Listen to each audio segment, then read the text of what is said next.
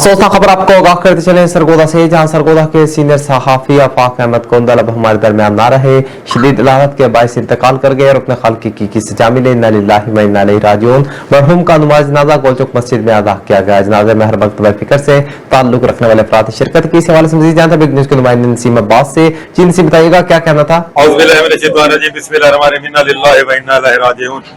अभी मलिक आफाक गोंदल साहब सीनियर सहाफी, उनका नमाज जनाजा जो है वो गोल चौक मस्जिद सरगोदा में अदा कर दिया गया, जिसमें के ताजरों की भरपूर शिरकत हुई और इसके अलावा सहाफत से तलक रखने वाले लोगों ने भी शिरकत की। इसके अलावा हर मकादब फिक्र से तलक रखने वाले लोगों ने नमाज जनाजा में शिरकत की।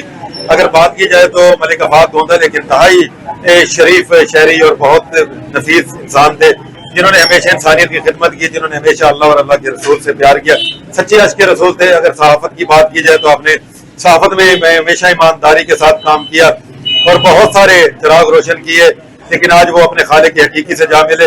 एक तवील बीमारी के बाद उन्होंने आज वो इंतकाल करके और आज उनका नमाज जनाजा अदा कर दिया गया। अभी थोड़ी देर बाद उन्हें सुपुर्द खाक कर दिया जाएगा।